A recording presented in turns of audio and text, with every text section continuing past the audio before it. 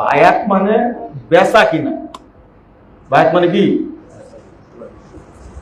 আপনার কাছে বায়াত হলাম আমি, তো আপনার আদেশ নিষেধ সবগুলো মানতে আমি কি বাধ্য। এটা হলো চুক্তি। আমি আপনার কাছে বায়াত করলাম, মানে খুব কঠিন শব্দটা রাসূল সাল্লাল্লাহু আলাইহি সাল্লামকে বলেছিলেন আসাদ বিন জুরার রাদিয়াল্লাহু আনহু, ফামালানা ইন্নী ওয়াফাইনা যালিকা রাসূলুল্লাহ, আপনি যে শর্ত করে বায়াত নিলেন এটা পালন করলে আপনি কি পাবো?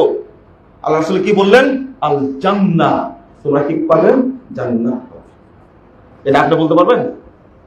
এটা কেবল কে বলতে পারে? খলিফার যদি কেউ কাছে কেউ বায়াত করে আর সেখান থেকে যদি দিনের প্রতি অটল থেকে মারা যায়, তাহলে জান্নাত কি? সহজ। প্রশ্ন হয়েছে একটা, এখন মনে করেন বায়াতটা আপনি বুঝলেন, আগে করেছিলেন, এখন বুঝলেন, বায়াত থেকে বেরিয়ে আসলেন, তো পটকারি ফতোয়া দিয়ে দিচ্ছি, এখন কি হয়ে গেছে? সে অমুসলিম হয়ে গেছে, বিধর্মী হয়ে গেছে। এটা যে কত বড় অন্যায় ফতোয়া একটা, নাউজুবিল্লাহ। এই বায়াত ত্যাগ করে চলে আসলে 70 বার কেন 70,000 বার যদি এই বায়াতকে আপনি ত্যাগ করেন কিছুই হবে না, বরং এটা হবে সুন্নাহ, আর বায়াতের উপরে থাকাটা হলো বিদআত।